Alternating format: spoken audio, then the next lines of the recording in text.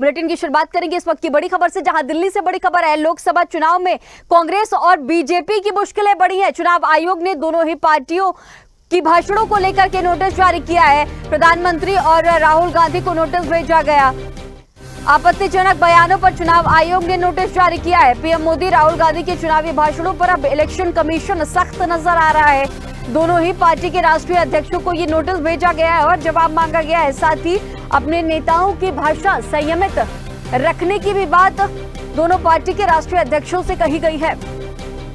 तो चुनाव आयोग ने चुनावी भाषणों को लेकर के नोटिस जारी किया। राहुल गांधी और देश के प्रधानमंत्री नरेंद्र मोदी के भाषणों को लेकर के, आपत्तिजनक बयानों को लेकर के ये नोटिस जारी किया गया है। चलिए अगली खबर का रुख करेंगे, जहां उत्तर पूर्वी दिल्ली से बीजेपी उम्मीदवार मनोज तिवारी ने अपने पिछले 10 साल के काम गिनवाते हुए कहा कि मेरे सामने कांग्रेस ने ऐसा व्यक्ति खड़ा किया है जो देश के टुकड़े करने की बात करता है। मैं 10 जनता के बीच उनके सुख दुख में रहा। मनोज तिवारी ने कहा कि आप सरकार की नाकामियों की वजह से दिल्ली बहुत रो रही है। सीएम केजरीवाल दिल्ली वालों से किए वादे भूल गए। उन्होंने वोट लेने के बाद लोगों को धोखा देकर उन्हें भगवान भरोसे छोड़ रखा है। आम आदमी पार्टी के जो कार्यकर्ता हैं, जो बड़े बड़े पदों पे लोग बैठे हैं, वो जैसे इस समय भारतीय जनता पार्टी ज्वाइन कर रहे हैं, उससे उनके अंदर जो गुस्सा है अपने नेता के प्रति वो भी दिख रहा है। हमारे लोकसभा के प्रभारी विश्वामित्र जी और आम आदमी पार्टी के लोकसभा प्रभारी भाजपा में ज्वाइन कर चुके हैं, दिनेश प्रताप सिंह यादव।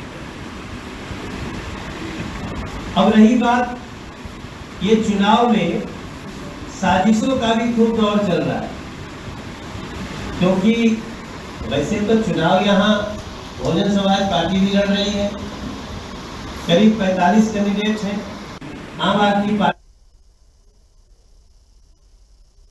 पटना में डिप्टी सीएम सम्राट चौधरी ने कहा कि छपरा हिंसा की जांच चल रही है। उन्होंने रोहिणी आचार्य पर निशाना साधते हुए कहा कि एक ही बूथ पर रोहिणी आचार्य ने 2 बार जाकर के डिस्टर्ब किया है लोगों को भड़काने पर रोहिणी आचार्य के खिलाफ कार्रवाई होनी चाहिए। सारण में चुनावी हिंसा मामले में अब तक 12 लोगों पर एफआईआर भी दर्ज की गई। पुलिस ने आरोपी रमाकांत सिंह और रविदास सिंह को गिरफ्तार कर हथियार बरामद किए हैं। वहीं 10 फरार लोगों के घर कुर्क किए जाएंगे। हम लोगों ने जांच के लिए कहा है, यदि कोई पुलिस वाला, यदि वो लालू जी का अंगरक्षक हो, राबड़ी देवी जी का अंगरक्षक हो, इसकी जांच होनी चाहिए। और क्यों जाएगा कोई? इतने लोग, इतने पुलिस वाले कैसे घूम रहे उनके साथ? यह जांच का विषय। और यहाँ भी अभी शिकायत हमें मिली है कि पाटलिपुत्रा में भी लालू जी के अंगरक्षक और राबड़ी देवी के अंगरक्षक निशा भारती के साथ घूम रहे। ये सारे चीजों की जांच की प्रक्रिया शुरू कर दी गई है और जांच करने के बाद तुरंत कार्रवाई किया जाएगा। और बूथ पर, एक ही बूथ पर यदि कोई 2 बार कैंडिडेट जाकर बूथ को डिस्टर्ब करता हो, यह अत्यंत ही दुर्भाग्यपूर्ण है। हम लोगों ने जांच के लिए सुप्रीम कोर्ट ने आर्टिकल 370 से जुड़े अपने फैसले की समीक्षा को लेकर के जो याचिकाएं दायर की गई थी उसे खारिज कर दिया है। सीजेआई डीवाई चंद्रचूड़ की अध्यक्षता वाली पीठ ने कहा कि समीक्षा याचिकाओं पर गौर करने के बाद पाया गया कि रिकॉर्ड पर स्पष्ट रूप से कोई त्रुटि नहीं है। सुप्रीम कोर्ट रूल्स 2013 के आदेश के तहत समीक्षा के लिए कोई मामला नहीं बनता। ऐसे में अनुच्छेद 370 को लेकर समीक्षा याचिकाएं खारिज की जाती है। 5 जजों की पीठ में जस्टिस संजीव खन्ना, बीआर गवई, सूर्यकांत और एएस बोपन्ना भी शामिल थे। पीठ ने समीक्षा याचिका को खुली अदालत में सूचीबद्ध करने और व्यक्तिगत रूप से हाजिर होने और बहस करने की अनुमति मांगने वाले आवेदनों को खारिज कर दिया। 11 दिसंबर 2023 के अपने ऐतिहासिक फैसले में संविधान पीठ ने सर्वसम्मति से मोदी सरकार के अगस्त 2019 के फैसले पर अपनी मंजूरी की मुहर लगा दी थी। इसमें अनुच्छेद 370 को हटाकर जम्मू कश्मीर का विशेष दर्जा समाप्त करने का फैसला किया गया था। जस्टिस कौल 25 दिसंबर 2023 को रिटायर हुए थे, जिसके बाद जस्टिस बोपन्ना सहित एक पुनर्गठित पीठ ने समीक्षा याचिकाओं पर फैसला किया। आम आदमी पार्टी के राज्यसभा सांसद स्वाति मालीवाल से मारपीट के मामले को लेकर दिल्ली में जबरदस्त सियासत चल रही है। स्वाति मालीवाल भी लगातार आम आदमी पार्टी पर हमलावर है। मालीवाल ने आम आदमी पार्टी पर बड़ा आरोप लगाया। उन्होंने कहा कि आप नेताओं पर उनके खिलाफ बयान देने का बहुत दबाव है। कार्यकर्ताओं को उनके खिलाफ अलग अलग टास्क दिए जा रहे हैं। स्वाति मालीवाल ने एक्स पर लिखा कि कल पार्टी के एक बड़े नेता का फोन आया। उसने बताया कैसे सब पर बहुत ज्यादा दबाव बना हुआ है। स्वाति के खिलाफ गंदी बातें बोलनी है, उसकी पर्सनल फोटोज लीक करके उसे तोड़ना है। ये बोला जा रहा है कि जो उसको सपोर्ट करेगा उसको पार्टी से बाहर कर देंगे। किसी को प्रेस कॉन्फ्रेंस करने की और किसी को ट्वीट्स करने की ड्यूटी मिली है। किसी की ड्यूटी है अमेरिका में बैठे वॉलंटियर्स को फोन करके मेरे खिलाफ कुछ निकलवाना। आरोपी कि कुछ गरीबी बीट रिपोर्टर्स की ड्यूटी है कि कुछ फर्जी स्टिंग ऑपरेशन बनाकर लाई है। झारखंड मुक्ति मोर्चा के नेता और पूर्व सीएम हेमंत सोरेन को सुप्रीम कोर्ट से एक बार फिर से राहत नहीं मिली। अदालत ने सोरेन की अंतरिम जमानत याचिका पर विचार करने से इनकार कर दिया। साथ ही कड़ी फटकार लगाई है। दरअसल सोरेन ने हाल ही में कोर्ट में याचिका दायर कर लोकसभा चुनाव के मद्देनजर खुद के लिए जमानत मांगी थी। शीर्ष अदालत ने सोरेन की याचिका पर विचार करने से इनकार कर दिया। साथ ही सच को दबाने के लिए फटकार भी लगाई है। अदालत ने पाया कि याचिकाकर्ता ने इस तथ्य का खुलासा नहीं किया है कि ट्रायल कोर्ट ने मामले में आरोप पत्र का संज्ञान लिया। वहीं फटकार के बाद हेमंत सोरेन का प्रतिनिधित्व कर रहे वरिष्ठ अधिवक्ता कपिल सिब्बल ने अंतरिम जमानत की मांग वाली याचिका वापस ले ली है। हरियाणा में किसानों और ग्रामीणों के विरोध का सामना कर रहे बीजेपी उम्मीदवारों के लिए प्रधानमंत्री नरेंद्र मोदी की रैलियां संजीवनी का काम कर सकती हैं। किसानों और ग्रामीणों के विरोध के चलते बीजेपी के प्रत्याशियों को चुनाव में हार का डर सता रहा है। ऐसे पीएम मोदी की 23 मई को होने वाली रैली से उन्हें बड़ी उम्मीदें हैं। अंबाला और सोनीपत लोकसभा के बाद प्रधानमंत्री नरेंद्र मोदी महेंद्रगढ़ के पाली गांव में रैली कर दक्षिण हरियाणा को साधेंगे। नरेंद्र मोदी 23 मई को भिवानी महेंद्रगढ़ से लोकसभा प्रत्याशी धर्मवीर सिंह के समर्थन में बड़ी जनसभा को संबोधित करने वाले हैं। गांव पाली से प्रधानमंत्री की ये रैली पूरे दक्षिणी हरियाणा को साधने का काम करेगी। 2019 के लोकसभा चुनाव में जिस तरह से बीजेपी के उम्मीदवारों को लाखों मतों से जीत मिली थी, इस बार उस तरह का चुनाव दिखाई नहीं दे रहा। इस बार ज्यादातर सीटों पर कड़ी टक्कर देखने को मिल सकती है। इसलिए ऐसे में पीएम की जनसभाएं माहौल को बदलने का काम बीजेपी के लिए कर सकती हैं। महाराष्ट्र में लोकसभा चुनाव खत्म होने के बाद सियासी दल 4 जून का इंतजार कर रहे हैं। चुनावी नतीजे आने के बाद राज्य की राजनीति में भूचाल आने का अनुमान भी है। उसे देखते हुए आने वाले दिनों में सभी राजनीतिक दलों ने प्रमुख नेताओं के साथ बड़ी बैठक बुलाई ताकि सीटें ज्यादा या कम मिलने के बाद रणनीतियां बनाई जा सके। महाराष्ट्र में लोकसभा चुनाव ऐसे में समय में हुआ है जब शिवसेना और एनसीपी टूट गई और कांग्रेस के दिग्गज नेताओं ने दल बदल किया है। बीजेपी ताकतवर बनकर उभरी, लेकिन क्या चुनावी नतीजे उसके फेवर में आएंगे या फिर जितनी सीटें जीती थी उतनी सीटें जीत पाएंगी। एनडीए के घटक दल बीजेपी, शिवसेना और अजीत पवार के एनसीपी को ज्यादा सीटें मिली तो निश्चित ही इन सभी दलों के नेताओं के कॉलर टाइट होंगे। अगर ऐसा नहीं हुआ है तो इन सभी का राजनीतिक भविष्य खतरे में पड़ सकता है। दूसरी ओर महाविकास आघाड़ी के घटक दल उद्धव सेना, कांग्रेस और शरद पवार के एनसीपी का भविष्य भी दांव पर लगा हुआ है। प्रदेश में लोकसभा चुनाव के लिए मतदान प्रक्रिया पूरी होने के बाद युवा कांग्रेस संगठन को और मजबूत बनाने में जुटा हुआ है। डॉक्टर विक्रांत भूरिया के पद छोड़ने के बाद प्रदेश युवा कांग्रेस के अध्यक्ष बने मितेंद्र दर्शन सिंह यादव संगठन के पदाधिकारियों के साथ पहली बैठक की। ये बैठक आज और कल प्रदेश कांग्रेस कार्यालय भोपाल में हो रही है। बैठक में देश भर के पदाधिकारियों, जिला और विधानसभा युवा कांग्रेस अध्यक्षों को बुलाया गया था। इस दौरान मितेंद्र पदाधिकारियों से एक एक कर संगठनात्मक गतिविधियों पर चर्चा भी की। उन्होंने बताया कि पदाधिकारियों से ये संवाद कर ये जानने की कोशिश करेंगे कि संगठन को और अधिक सुदृढ़ कैसे बनाया जाए। कोशिश है कि युवा कांग्रेस देश में अपनी एक अलग पहचान बनाए जो आक्रामक भी हो और रचनात्मक होने के साथ अपने सामाजिक सरोकार के माध्यम से आम जनमानस से भी सीधे जुड़े। बैठक में नवनियुक्त युवा कांग्रेस के सभी प्रदेश पदाधिकारियों, जिला अध्यक्षों के कामकाज की समीक्षा भी की गई है। भाई आप एनएसवाई के अध्यक्ष जी से ज़रूर पूछिएगा बात, पर यूथ कांग्रेस का जो अभियान है वो मैं बिल्कुल बताता हूँ, जिसकी आज हमने मीटिंग ली है। जब भी स्टेट एग्जीक्यूटिव होगी उसमें हम पूरी प्लानिंग के साथ उतरेंगे रिजल्ट आने के बाद। मैं पूरे हम लोगों की जो ये वर्किंग होने वाली है स्टेट एग्जीक्यूटिव में, जो आपको मैं प्लान शेयर करने वाला हूँ कॉन्फ्रेंस बुला के, उसमें आपको वो पूरी वर्किंग और उस वर्किंग के आधार पर हम एक नई टीम फॉर्म करेंगे जिससे हर एक व्यक्ति को मौका मिलना चाहिए अपनी क्षमता दिखाने। बिल्कुल भैया, हमारी तैयारी और सबसे पहले तैयारी हमारे जिला सरपंच को लेकर कि जो आपने क्वेश्चन किया, जिसका स्वार्थ है वो जाइए, जो निस्वार्थ है वो पार्टी में बना रहेगा। और स्वार्थ वाले को तो घर वाले भी नहीं रोक पाते हैं। भाई भाई में भी स्वार्थ आ जाता है तो वो अपनी ज़मीन का हिस्सा बांट लेता है। तो ये तो परिवार है, जिसमें स्वार्थ आएगा वो जाएगा और जो निस्वार्थ भाव से काम करेगा वो पार्टी में रुक के काम कर रहा है। तो मैं ये मानता हूँ मैं पहले सबका हुनर जानूँ, मैं उनको जानूँ। क्या होता है कभी कभी हम खुद को जानने के अनुसार काम देते हैं। पहली बात है कि उस यूथ को तो जानो उसमें क्या है, उसकी क्षमता क्या है, वो क्या कर सकता है। तो मैं आज उनको जानने के लिए यहाँ बैठा हुआ हूँ। सबसे जानना चाहता हूँ कि उनको किस तरीके की नई यूथ कांग्रेस देखनी है और वो किस योजना के साथ नए यूथ को ज़मीन पर जोड़ना चाहते हैं। तो जब तक मैं उनके आइडियाज़ नहीं लूँगा तब तक हम अपने नए रिफॉर्म आइडियाज़ नहीं, क्योंकि अक्सर क्या होता है हम अपने आइडियाज़ क्रिएट करके उन पर थोप देते हैं। तो मेरा मानना है कि इस बार हम उनके आइडियाज़ लें, उनके सजेशन लें और उसके अनुसार हम नए तरीके से एक नए रिफॉर्म्स और पॉलिसी के साथ एक नए आंदोलन के साथ ज़मीन पर उतरें। भाई आप पूर्व गृह मंत्री नरोत्तम मिश्रा आश्रम में आयोजित धार्मिक कार्यक्रम में शामिल होने के लिए चित्रकूट पहुंचे। इस दौरान उन्होंने भगवान श्री कामदनाथ के दर्शन पूजन करते हुए कामदगिरी पर्वत की परिक्रमा भी लगाई। इस मौके पर कृषि मंत्री ऐंदल सिंह कंसाना भी मौजूद रहे। वहीं नरोत्तम मिश्रा ने 400 पार पर कहा कि शक को विश्वास में बदलिए, अब की बार बीजेपी 400 सीटें जीतेगी। आगमन का अधिकांश लोगों का जो उद्देश्य होता है वही मेरा कामतानाथ भगवान के मत्था टेकना, कामत के भगवान की परिक्रमा करना, वही किया है। 400 पार का नारा है, कितना सफल होगा, कितना सार्थक होगा? पूरा सफल होगा। आप सब क्यों कर रहे हैं? आपको पता है कि देश में लोकसभा चुनाव 2024 चल रहा है। सियासत का गणित तमाम समीकरणों के बीच छूट रहा है। अब की बार चुनाव में एक तरफ एनडीए का पुराना गठबंधन है तो सामने वाली तरफ नया नवेला इंडिया गठबंधन। लुटियंस में अलायंसों की इस लड़ाई के बीच लोकसभा चुनाव सबसे बड़ा मुद्दा बना हुआ है। बात अगर करें कुछ दिनों पहले की तो सीएम अरविंद केजरीवाल की गिरफ्तारी के बाद देश की राजधानी की तरफ सभी की निगाहें टिकी हुई थी, लेकिन अब वो जेल की सलाखों से बाहर हैं। वो आम आदमी पार्टी के साथ कांग्रेस के प्रत्याशी को जिताने के लिए भी दिल्ली में पूरा दमखम लगा रहे हैं, क्योंकि आम चुनाव 2024 के दौर में कभी इंद्रप्रस्थ कहे जाने वाले इस जगह पर समीकरण बदले बदले हैं। और इसी पर देखिए हमारी ये खास रिपोर्ट। देश की राजधानी में माहौल बदला बदला है। सियासी पंडित समझने में लगे हैं कि एक बार फिर आम आदमी पार्टी और कांग्रेस एक साथ है। कभी एक दूसरे के आमने सामने चुनाव लड़ने के बाद सत्ता पाने के लिए दोनों ही दल साथ आए थे, लेकिन हालिया वक्त में लोकसभा चुनाव से पहले आप और कांग्रेस एक साथ है और उनके सामने है उनकी पुरानी प्रतिद्वंदी भाजपा।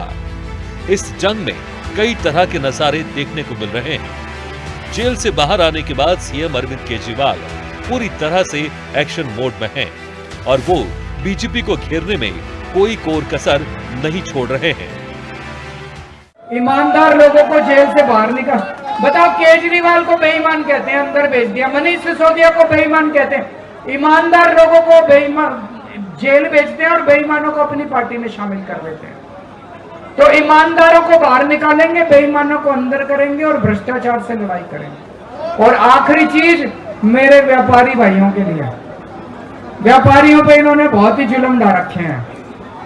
जितना इनकम टैक्स, जीएसटी, फलाना ढिमका जो कर रखा है, ये सारा आपको कानून से छुटकारा दिलाएंगे जी। अच्छे से अपना काम धंधा करो। आपको इतने चार्टर्ड अकाउंटेंट रखने पड़ते हैं, इतना वो करना पड़ता है। जीएसटी को भी सिंप्लीफाई करेंगे, कानूनों को भी सिंप्लीफाई करेंगे, व्यापारियों को और उद्योगपतियों को पूरा फुल फ्रीडम देंगे काम करने। दिल्ली के लोकसभा चुनाव में चुनावी समीकरणों की बात करें तो गठबंधन के साथ लड़ रही आम आदमी पार्टी 4 सीटों पर अपना भाग्य आजमा रही है। वहीं कांग्रेस को सीट शेयरिंग के मामले में 3 सीटें मिली हैं। तो अब जान लीजिए आखिर इन सीटों पर कौन कौन आमने सामने है। आम चुनाव 2024 में दिल्ली की सीटों का सियासी गुणा भाग भी इस बार बेहद ही खास बन पड़ा है।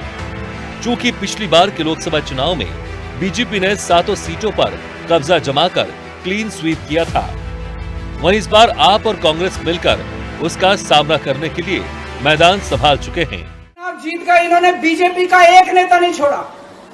आडवाणी जी की राजनीति खत्म कर दी इन्होंने, मुरली मनोहर जोशी की राजनीति खत्म कर दी, सुमित्रा महाजन की, शिवराज सिंह चौहान जिसने मध्य प्रदेश का चुनाव जीत के दिया इन लोगों ने, शिवराज सिंह चौहान ने उसको मुख्यमंत्री ने बनाया, उसकी राजनीति खत्म कर दी।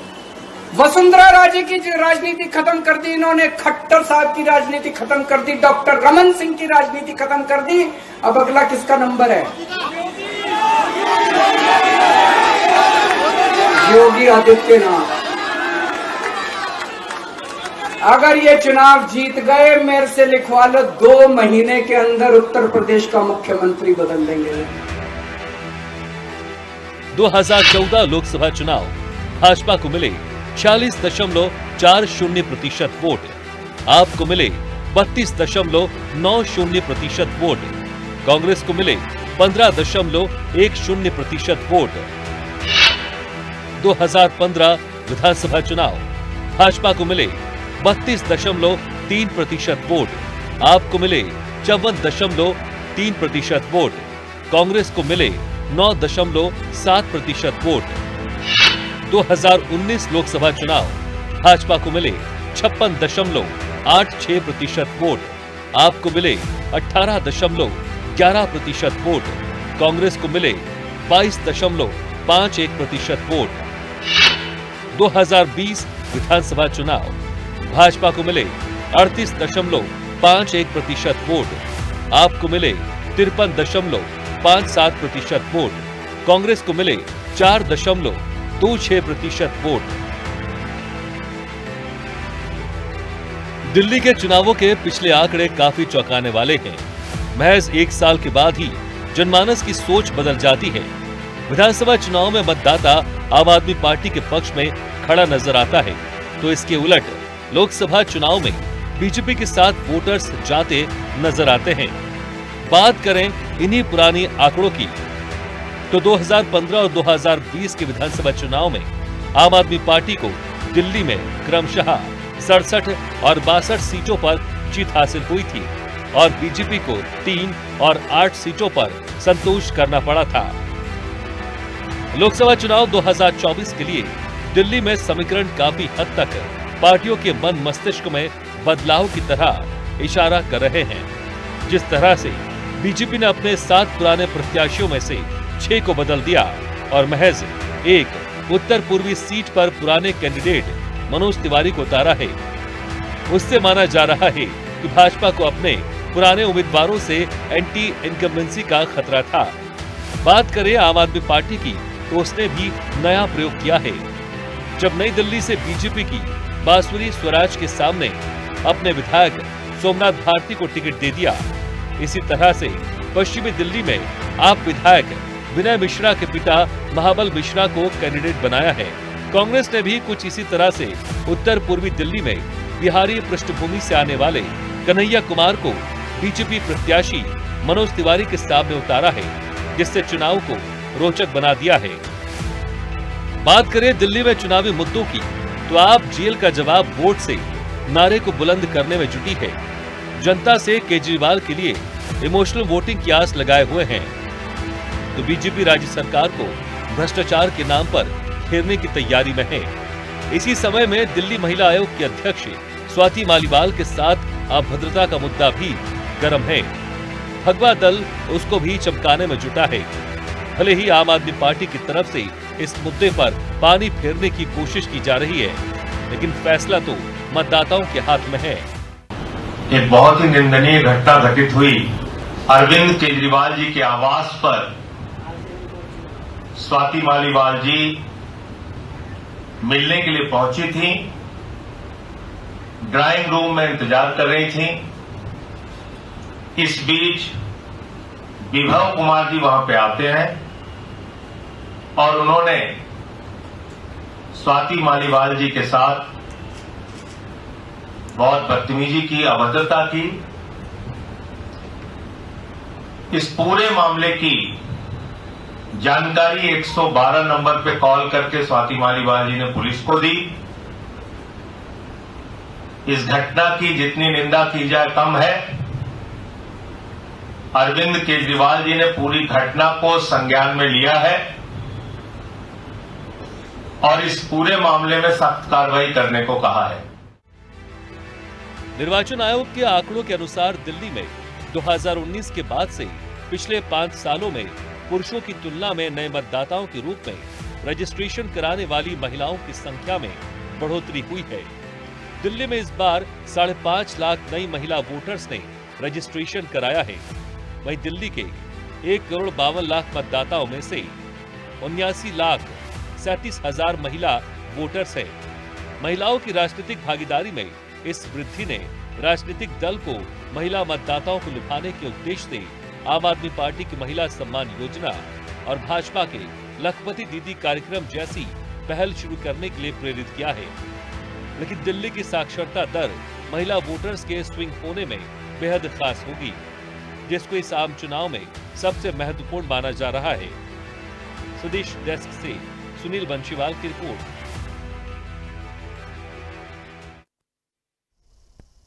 हमारे इस खास बुलेटिन में फिलहाल इतना ही। बने रहिए स्वदेश न्यूज के साथ। सबसे पहले देश।